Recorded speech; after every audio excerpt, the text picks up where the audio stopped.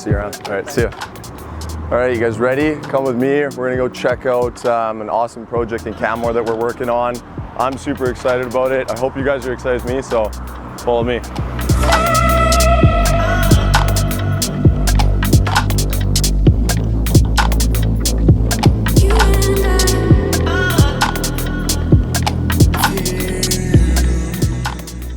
All right, I'm on my way to Canmore for one of our exciting projects for Peter Tertzakian.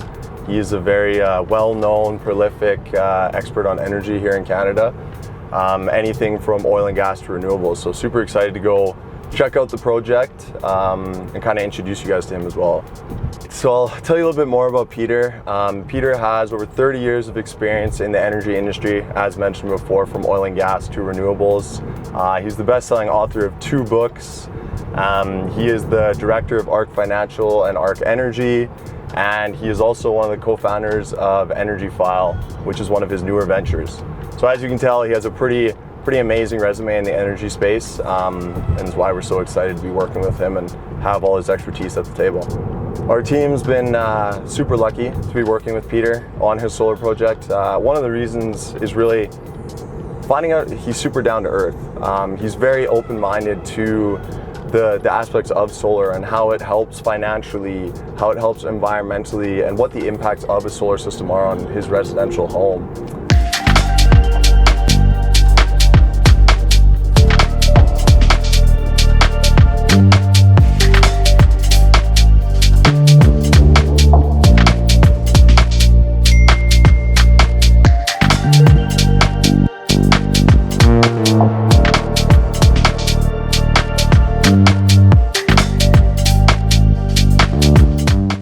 Hey Kai, welcome. Hey Peter, good to see you again. Yeah. How's things going? Good, thanks, good, thanks. Good.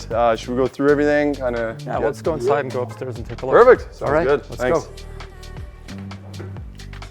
All right, come on in, make yourself at home. Perfect, thank you. Let's take out the laptop so we can go through everything. One of the first things here I think we want to look at is a little bit of the design. Yeah. Kind of what roofs we'll be using, how, why we're using those roofs. So one of the big parts here is really looking at your roof. We took our designers and they kind of mapped your house, mapped the different angles, the different azimuth. So if it's facing south, east, west, that kind of thing for max production. We've got a good south-facing portion there. Yeah, exactly. So when you're looking at it here, you can see that your roof here on this side and then that little kind of triangle roof are your best roofs for the solar system itself. Yeah. We'll do a full final confirmation of the measurements, but this is the design that we'd be going with. And when you're looking at this, you're looking at about a 10 kilowatt system. The energy profile of the house should offset about 100% of the energy over the course of the year. With the way that the microgen works here in Alberta is you can actually feed in excess power into the grid. So you're connected to the grid. You have what's called a bidirectional meter that goes back and forth. So when you're overproducing power in the summer, you're feeding it back into the grid. And then in the winter, when you need that power, you can take it back. So I call it kind of like your virtual battery system. And there's actually other ways as well where they'll pay you more money for that power. Since we're a deregulated market, there's actually power plans where you get paid more money in the summer. You switch to those. A specific one is spot power, and then in the winter you switch to their winter rate and you pay less for the power. So in the kind of those 7 to 8 months of the year, you can get the summer rate for your power. So I can be more like, as I overproduce in the summer, especially on a beautiful day like today. So then we would have basically like a little micro utility that feeds back into the grid. Exactly. They're buying and selling it to all the other people in the community who don't have solar panels. Yeah, exactly. And a lot of air conditioning or something. One of the biggest things here is a lot of people look at the ROIs. They also look at the IRR, so to see kind of what's the internal rate of return for the system itself. You're sitting about 10% for this, so very good. Your normal. So you've modeled that by basically saying, okay, I am having to buy net in the winter. Yep. Okay, so I'm a buyer in the winter, but I am offsetting what I would otherwise have bought off the grid. Yeah, exactly. And in the summer, I switch over because I'm overproducing, I'm selling back into the grid. Yep. And so you're calculating this number by sort of looking at how many years it takes to not only sort of become what I would call indifferent to where I would be relative to buying from the grid or having installed this.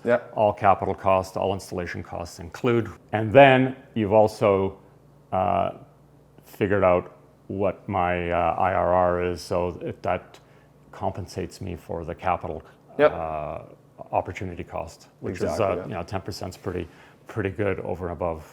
And we take kind of your standard inflation as well as escalation. So right now ASO is about 3.5 increase annually, and then your inflation is about 2%, which is actually trending a little bit higher in Canada right now, but that's just kind of ASO is the Alberta pool, power pool, right? Exactly. Deregulated. So they kind of regulate the power prices there. And then the other big thing here that you're looking at is really what's the lifetime production. So we like to look at this as, instead of looking at it as a 1 year thing, we really take this as your minimum warranted lifespan. So the panels themselves actually have a 25-year warranted lifespan. Now, what that means is that after 25 years, your warranty they'll guarantee the power that it outputs. So let's say from day one out of the box, we're sitting at 99.9% kind of thing, or 99.5. Each year it degrades about 0.5%. So they'll guarantee that it's sitting at about 85%. So let's talk about that degradation. So the ability of the panel or each individual panel to produce at full original capacity degrades over time by how much per year? About 0.5%. Right, okay. So after 25 years, it's degraded to the point where it needs probably to be replaced. Is that that's actually kind of like a roof? That's a good question. So replace the shingles kind of thing? So 25 years is the warranted lifespan. The panels themselves can actually go out to 30 to 40 years. The reason for that is they'll degrade a little bit faster after those 25 years. They'll start to go maybe 1% or more, but you're still sitting at 85% of the initial output. So your power production is still very high. So even for our calculations, when we look at lifetime production, we take 30 years as our lifetime. Now, with that, you produce about or over 300,000 kilowatt hours in that lifespan, which is a huge amount of power if you look at kind of what you use in a year. So are you saying that, let's just take the 25-year mark. Okay, for 25 years, if all goes well, basically there's no maintenance on this thing. Exactly. Is that? And if something goes wrong with any one of the panels, I'm going to be able to detect it. And then I'm going to give you a call and say, hey, Kai, go and fix panel number 12 is on the fritz, go fix it. So it's all integrated into the warranty of the manufacturers. And it's one of the reasons why we pick different manufacturers as well. I have become financially indifferent to buying from the grids. Call that 7-8 years. Exactly. That break even. Okay. There is a $5,000 grant currently available. Right. This does not include the price here, but with a home energy audit, you can get a $5,000 grant as well for your primary residence. So it's an awesome grant. Okay, let's ask some of the obvious questions. Living here in the winter, do I need a special snow shovel and crampons to get this thing working in the winter? And one of the things here is kind of those winter months are accounted for when we do our losses. So when we actually design your system and look at the losses for the year, we integrate snow at a fairly high level here in Canmore, just because it's a bit more than in the Calgary area. So that's all taken into account. So your energy production already has the losses for the snow being covered during certain days of the year. Right. With that, we don't suggest that you go up on the roof and clear them off. The extra energy production, you can get about 3, 4, 5% maybe, but the thing is it's already integrated into the design. So if you were to go do that, it'd be bonus kind of energy, and the safety trade-off for going up on a roof and trying to clear panels for the power you produce is not worth it. We don't recommend that. No. What else do I need to know? One of the big things would be, does the solar need batteries? So I know for your solution, we've looked at the battery side of things and seeing with the integration of it. It's actually a misconception by a lot of people on, do we need to have batteries? The backup. Exactly. Right. So the nice thing about batteries is you can have them for battery backup when let's say the power goes out, you're seeing there's a cool features on like Storm Watch where you're actually seeing a storm come in and you could keep that power so that you can have your base loads of a fridge, or if you really like coffee, you can have So are you saying that you can set it up such that if the app senses a storm coming in, it will actually charge the battery to a higher level? So what it'll do, in it'll anticipation conserve of potential outage? So it'll actually conserve the power. So what it'll say is if you're going to be taking from the battery, it'll conserve that power so that you're not using it, so that you have it ready for those few hours where the weather doesn't look as good. You don't actually need the battery. You can still feed into the grid without it. Right. It's just a nice to have for when So most people actually don't have the battery. It's exactly. just that my good friend Ed had the power wall. We're going to show that later. Exactly. How does it work with timelines from start to finish? So it's a very clean process. We try to make it as simple as possible for you. So it's full turnkey. What that means is the first steps, which is kind of what we're looking at right now, is really finalizing the system details, making sure you're happy with everything, making sure you like the look, the layouts, and all those things. Grilling you with all these questions. Yeah, exactly. Okay. Making sure I'm answering all your questions. Right. And then from there, it really goes through on getting contracts in play, securing all the materials. Let's talk about those contracts for a minute. Yep. So there's sort of these approval processes, the local utility that you're using that you're going to sort of bi-directionally buy and sell off of the grid. You got to basically give them the plan.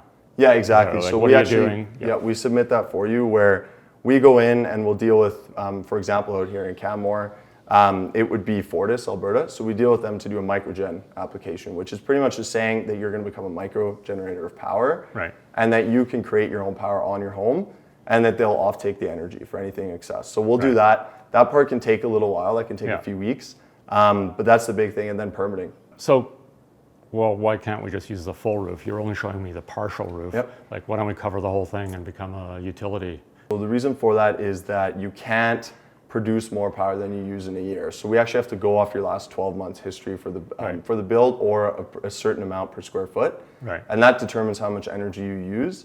They don't want you becoming an energy producer and saying, hey, I'm going to 200% offset my house, Right. feedback, make a bunch of money with it. The microgen is meant to really offset your power and your footprint that you produce. Right. So that's the reason. So, you know, if I decide to start using my electric car more because we're out of the pandemic here barely, start driving more, start consuming more, then we can go back and reapply and say, hey, I need another 3 or 4 panels. Yeah, exactly. So you that. can do an expansion on the system at any time. You do have one other roof face. That's a fairly good production as well, and so that can all be expanded on later down the road. Okay. The process can take usually about 6 to 8 weeks, depending on some of the paperwork. That's kind of the part that takes the longest. And then anything from start to finish, your 6 to 8 weeks, and you're flicking the switch and you're producing your own power, and it's pretty much from I there, always it's start to nothing get kind of nervous when you see the word paperwork. So what do I need? Do I have to do paperwork? No, we do it all for you. So we take care of that part of the turnkey process. You don't have to do anything. So, you know, I've got a steel flat roof on a nice pitch. Yep. Talk about what do you do? Clip into it? Do you drill holes into my roof? You know, I'm not crazy about having a whole bunch of holes punched into my roof. So No, that's a really good question. So yours is a metal seam roof. So there's about 5 or 6 different types of roof. Yours specifically, there's no penetrations made. So it actually clamps the metal seam and then fully doesn't put any holes into the roof, which is awesome. Kind of always that concern. But talk about if I did have an asphalt or a cedar shingle shake roof, kind of do you have to? So those ones are a penetration.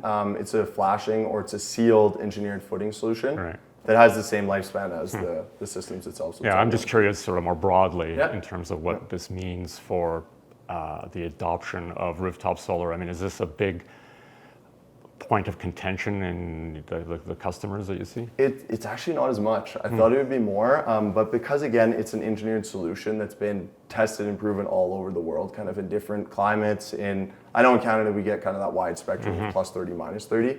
They've all been tested in that climate as well. And so you just seal the... so it's a full, it can either be a footing that goes right into the shingles, or it's a flashed in footing for cedar. It's a little bit different. So they're minor tweaks, but all of them are all fully approved and there's no issues with leaks. I think we're in pretty good shape here too with another issue that I hear of every now and then, and that is the neighbor's tree is casting a shadow, or over the course of the 25-year lifespan of this thing, all of a sudden all the trees grow up. I mean, I think we're pretty safe over here. When we actually do the modeling, we actually go as far as modeling your neighbor's house. So we take a look at, yours is a little bit different here, but for example, let's say you have a bungalow and your neighbor has a 2-story.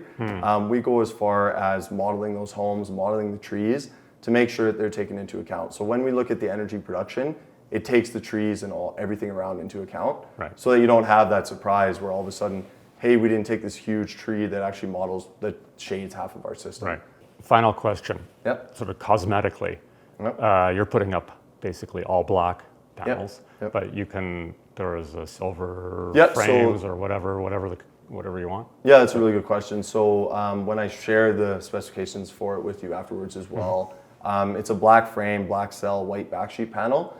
Those are kind of the standard that we use for residential. Now, you can look at a silver with a blue is more of a commercial panel. You can get an all black. The reason why sometimes all black isn't as favorable is the heat coefficient.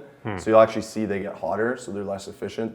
That's why they use the white backsheet. As the temperature goes up. Yeah, exactly. So there's all different options. Some communities make you do certain panels. Some people want it's really nice. We can kind of adjust, but the Right. standard one is a very nice looking, clean, Right. modern panel that doesn't stick out and is like a sore thumb on your house. Okay, fantastic.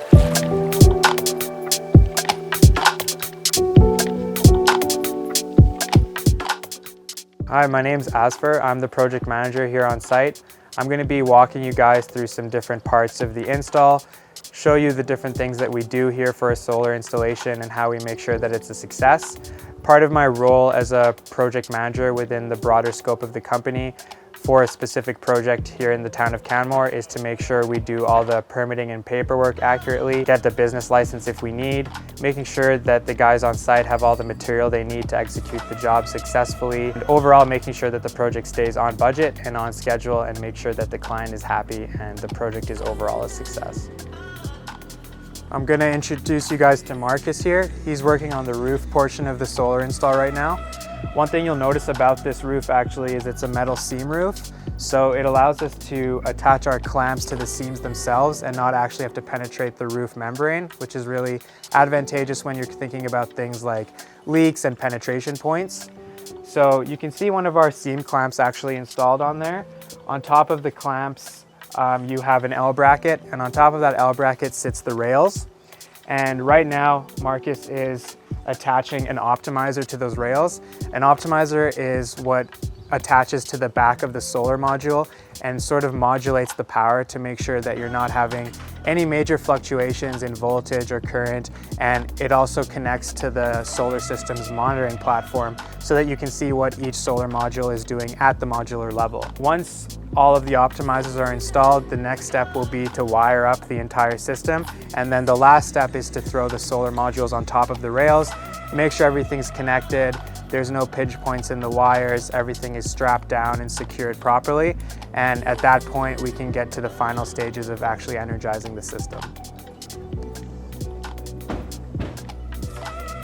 So this is Kurt and John. They just arrived on site. They're going to be unloading our van with all the material that we need for the install. John's removing one of the rails that's going to be going on the roof. That, if you recall, is what the solar module gets mounted directly onto. Kurt's unloading some PVC pipe. It's standard for use in electrical, and we use it to run all of our wires and all of our cables.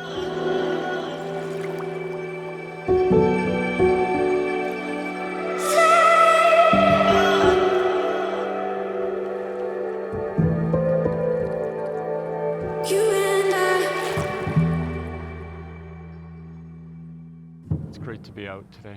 Yeah, wow, this is amazing. This is one of my favorite parts about living in Canada and being able to enjoy these trails so close to home and Yeah. just see the environment that we live in, that we're able to enjoy. It's one of the main reasons why I got into the solar industry, is being able to just give back and protect the environment and kind of be able to enjoy this on a daily basis.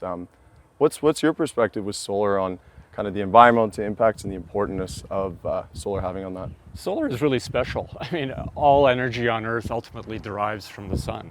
So with solar panels now competitive in cost, you can go straight to the source, is one way of looking at it. So, it's a clean source of electricity. The panels are incredible in terms of their performance and cost relative to where they were 10 years ago. So it makes a lot of sense. And from the rooftop solar perspective, there's also bypassing the grid altogether. So you don't have the grid charges, you don't have the grid inefficiencies. And there's almost an energy security component to it if you do the power backup like we're doing in our house. Well, that's a really good perspective. I think it's a major part of just the environmental aspect that you can actually make with one solar system on your home and kind of the impacts it can have. What excites you the most about the solar industry? Well, I think it's just started, really. I mean, if you think about the inflection point, it was probably only half a dozen years ago when the costs really started coming down. And so now the growth is really expanding rapidly. Much of that growth has been the large-scale solar and the community-level solar, some industrial. But what excites me is now that we're coming down to the real inflection and growth at the rooftop. And I think that's going to make a huge difference because there's so much, I'll call it, real estate on rooftops. And the more we can put it on the rooftop, there's also the benefit where we're not using arable land to generate our power.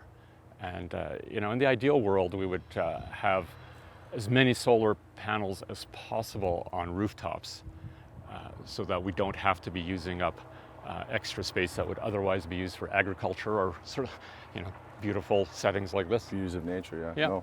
No, I think it's really exciting. Do you want to keep going? Let's Check keep out more going. of the trail? Awesome. Yeah, all right. Perfect. Yeah, I think I wanted to expand a little bit on that. Would you say that we're in the most exciting time in the energy world, or just because you have so much background and experience in it? Yeah, well, in my lifetime, I feel it's the most exciting time. I mean, I think there have been many transitions over the course of history, but the things that are happening now, and I've been in and around the business for over 30 years, seen lots of changes.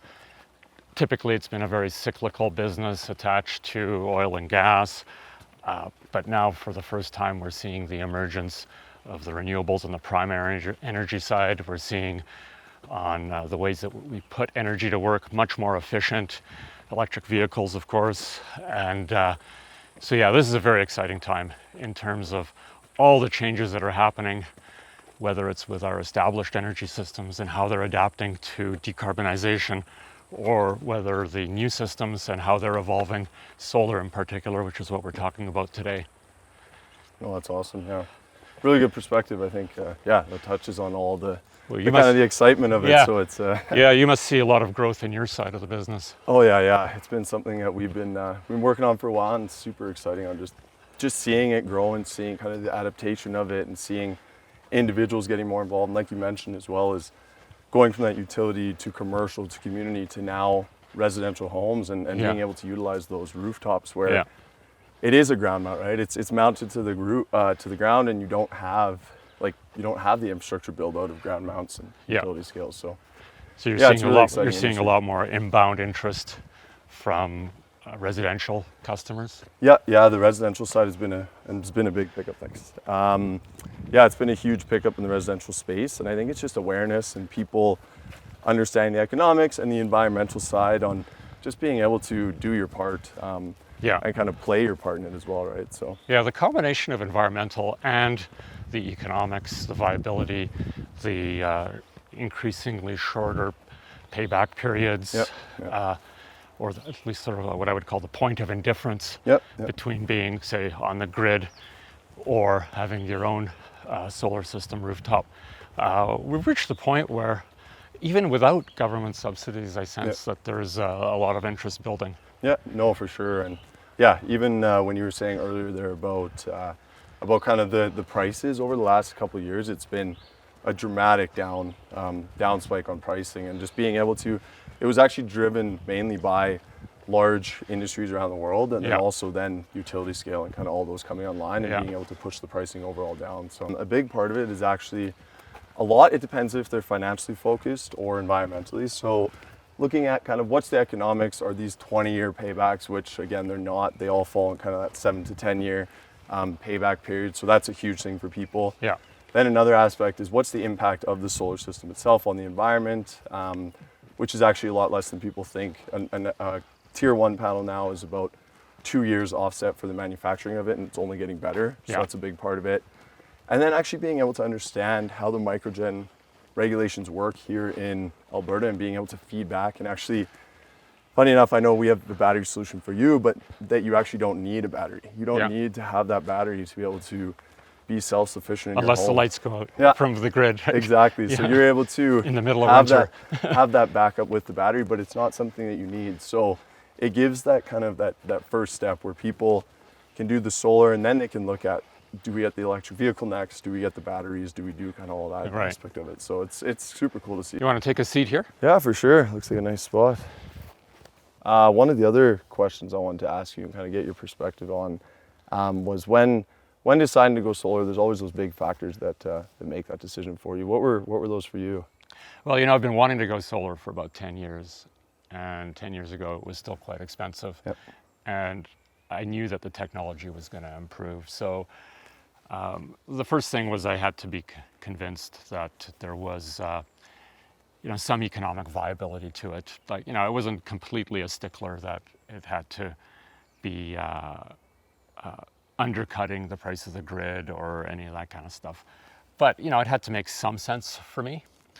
I think the biggest thing also was that 10 years ago, there really wasn't a lot of expertise out there. that it was a little bit risky in terms of knowing who could do it for you, and that you could have the confidence that you could have it installed and that it would all work. And also, even in the past, there was the issue about the interplay between your home and the utility, right? Yeah. And so fast forward, as I watched it, and as teams like yours started to show up more and more over the course of the last few years, I got more confident that, okay, there are groups out there that can do the whole thing for you from soup to nuts, and also deal with the grid and the permitting and utility and everything and all that kind of stuff, the grid interchange. So yeah, so here we are. I think the time. What was your main reason for working with our team or picking us for the job? Well, like a lot of people, when I think about undertaking a major project related to the house or other things, is just a referral. And so when I decided to go solar, I called around to some of my friends, and I knew one friend of mine who had recently put solar on the roof, was very happy, referred me to your team, made a few calls, also saw reviews and things, and so here we are. Awesome, perfect. Well, no, yeah, we're excited to be working with you, and thanks a lot for yeah. that. I think, should we head back, go check out the system, see what's going on, and go through the details? Yeah, absolutely. Perfect, awesome. So we're here at Peter's. We just flipped the switch, turned the system on. We're gonna go check out the monitoring, get it all set up for him, see that everything's working properly. Solar production, we got a sunny day, so it's awesome. We also got the bi-directional meter on there for the power to go back and forth. And then we'll also go chat about the power wall, get Peter and Ed to take off the front, and a nice exciting moment for us.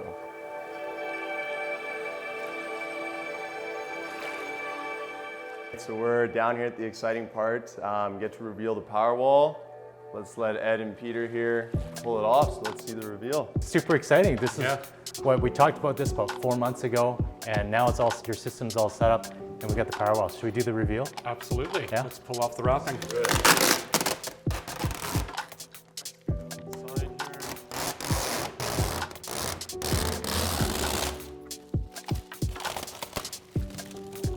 Side wrapping. Amazing. Away we go. Beautiful. There's your, how do you like your signature power wall, Peter? It's fantastic. Beautiful red right beside my car charger. And it's charging up. We've checked the app. Yeah, you can actually tell by it's charging up on the side here with the green light. Yep. Yep. So.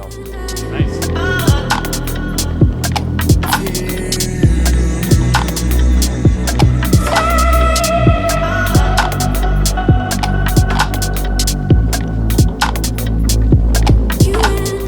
This is a little bit of the less sexy part, but this is the gateway. So this actually controls the power wall. If in case of a power outage, it'll shut down the main, it'll trigger that, and then only the sub panel and the backup loads will be working. So this is kind of the brains of the power wall. And then you have the brains of the solar, which is right here. You got this inverter. This little unit is literally powering all of the solar on the house, converting the DC power to AC. Super cool. And this is the part that we're going to show Peter as well with the app and how the energy actually transfers, and you can see it all on a smartphone or on a tablet or on a computer. So that's pretty much this. So take a look here. Yeah, so you can see it up there on Yeah, the it's left. nice. And Yeah, you can see it for sure. yeah, which is awesome. So now that we have everything set up, we got your app set up, so I'll go through that with you a little bit, show you kind of what that entitles. So we'll pull it up here. So we're at 6.5 kilowatts. Yeah, so we are, so you can see here, we're producing 6.5 kilowatts right now. You can see exactly kind of what you're going to be producing for the day. Obviously, we just turned it on, so we'll get some more data there. But you'll be able to see in the chart kind of how the kilowatts come up, exactly when you're producing what. You can see little dips and stuff when it gets cloudy, different weather, stuff like that. Right. It's pretty good now. The maximum is about 7.6 Yeah, exactly. net. Yep. Alternating current off of the 10.5 DC. Yeah, exactly, for the oversizing that we talked about. So that's there. And then a nice, cool, neat thing here is you'll see you can go into every module. So yeah, you can see each panel's production. Exactly. So you can see here all the different modules and exactly where they're facing. So you're actually going into the detail of each. So where this becomes nice is that you can actually see if one module is underproducing, if there's any issues with it, stuff like that. So you'll see the alerts, you'll get all that information. So then I the call detail. then I call you for the warranty. Exactly. Yeah. You call us for the warranty. We make sure it gets sorted. So yeah, no, that's pretty much that part. And then the other part of this is really nice. It's super user friendly. So you can see it'll give you your carbon assets as well. So kind of the carbon offsets that you've made with the system. So how many trees have I planted? It tells me that. So yeah, it'll tell you right now. So it's got the 5 trees there. 4.8 trees. 4.85. Not bad for just having turned it on not long ago. So pretty cool. And then you can see here as well the temperature. So it's in Fahrenheit. We can change that to Celsius usually. But it tells you the temperature, and you can actually see the weather data for the next couple days. So why this is cool is you can start to kind of see trends and patterns on production. So you can almost start to adjust your life a little bit if you wanted on, hey, we know that tomorrow we have clients that during certain days will say, okay, well on Saturday it's supposed to be sunny and on Sunday it's going to rain. Let's do our laundry on Saturday. That's right. So you can go down to like the nitty gritty, right? You can see. Okay. You can see the details on that. So that's pretty cool. And then yeah, other than that's pretty much, you can go through each day. You can compare it year, month, all that. You can look at the billing stuff, so you can enter your billing cycles. So when your billing cycle is, so that it lines up with it. Yep. But yeah, other than that, that's pretty much the main parts about it. Is there any questions on the? No, I think it's pretty self-explanatory.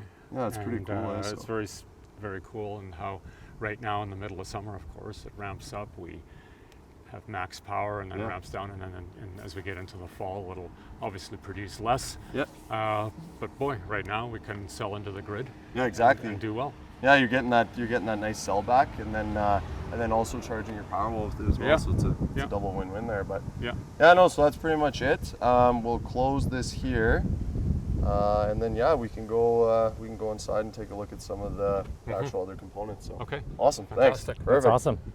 So I wanted to thank you, Peter. Yeah. Really appreciate you taking the time, giving us all your insight, working with us on this project. We really had a lot of fun. Also wanted to thank you for doing your part for the environment and getting the solar installed. I did have one question for you. Now that everything's up and running, you're producing solar, what's your feeling? What are you feeling? Well, when I flipped that switch with you, it really made me feel independent. It's kind of a feling of energy independence. Of course, there's the environmental benefits that you talk about, but it goes beyond that. I mean, it's really, Ed, you and I have talked about it, it's sort of like that power to the people. Yeah. I mean, this is literally a double play off that word with the power, yes, right? That's Power exactly to the people. It's the ultimate in distributed generation. And with the Powerwall, there's that security sense if the power goes out. So yeah, it's a good feeling, and I want to thank you for all the professionalism, and the crew were awesome in getting it done. It really didn't take all that long, seamless for me, and now we're flipping the switch and we're good to go.